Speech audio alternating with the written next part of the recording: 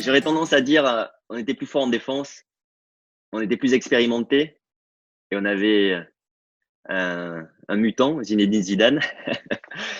Et je dirais que le potentiel en attaque était plus important, de mon point de vue. Voilà. Mais une fois que je vous ai dit ça, je déteste ce type de comparaison. Voilà, chaque équipe a son mérite. Et quand je parle plus expérimenté, leur mérite à eux, c'est jeune d'avoir réussi à faire la Coupe du Monde qu'ils ont fait.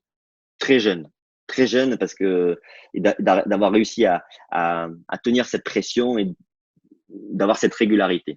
C'est assez exceptionnel. Avec Grégoire Margoton, hein, qui est mon acolyte, comme vous le savez, avec qui voilà, je m'entends vraiment très bien et on a du plaisir à vivre ensemble et donc forcément après à commenter ensemble.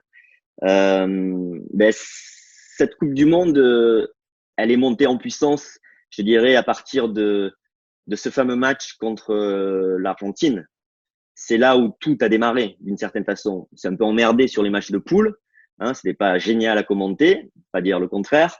Mais par contre, le match contre l'Argentine, ça sentait la poudre et il y a eu des éclairs sur le terrain. Ça a été un match extraordinaire à commenter. Pour moi, ça a été le plus beau match à commenter avec la finale, bien entendu, mais la finale parce que d'une certaine façon, ça m'a fait aussi revivre la finale que nous on a joué en 98.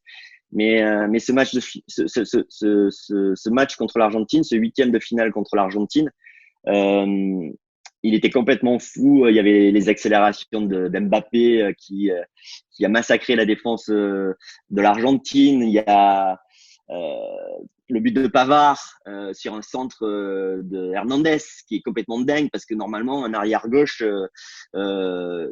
déborde certes, mais il ne doit pas non centrer sur l'arrière droit. C'est soit l'un, soit l'autre. Donc c'était un but complètement fou et ce match-là était vraiment génial à commenter. Et puis la finale, ça a été hyper émouvant.